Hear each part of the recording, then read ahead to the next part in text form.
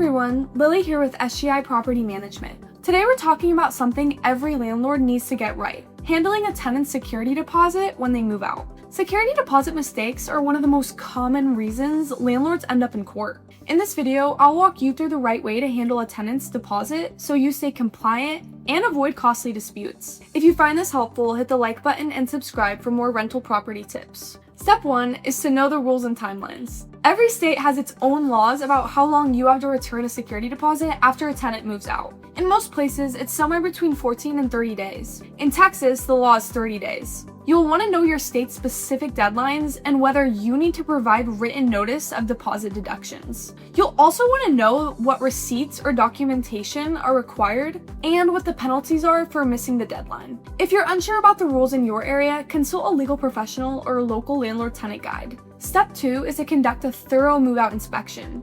Before you return any deposit money, inspect the property and compare its condition to move-in. Some best practices are to use a move-in checklist with photos, take new photos and videos of any issues, and know the difference between normal wear and tear and actual tenant damages. For example, small nail holes or worn carpet is considered normal wear, while broken blinds or holes in the wall are considered damage. It's easy to get this wrong if you're rushing or don't have good documentation.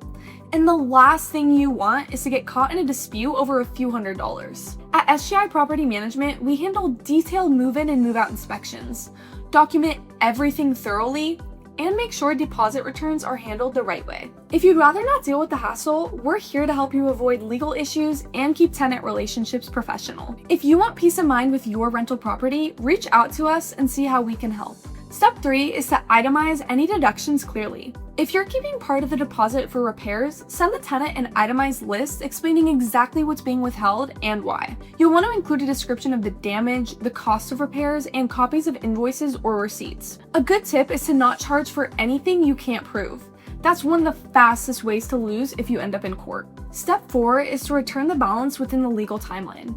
Once you've calculated deductions, return the remaining deposit to the tenant. Make sure it goes to their forwarding address or an address they've provided. You'll want to include the balance being returned, the itemized list of deductions, and a check or electronic refund. A good tip is if the tenant didn't give you a forwarding address, check your local laws. Some states allow you to send the deposit to their last known address or hold it for a certain period of time. Step 5 is to avoid common mistakes. Mistakes we often see are missing the legal deadline, not providing written deductions, charging for normal wear and tear, and also commingling security deposits with personal funds. Security deposits should always be held in a separate account. Handling a tenant's security deposit the right way protects your business and your reputation. Follow the law, keep great records, and always be fair and transparent with your deductions. If you'd rather not keep up with changing laws or manage the documentation yourself, a property management company can take care of all of that for you. If this video helped clarify how to handle security deposits, give it a like and subscribe for more landlord tips and property management insights.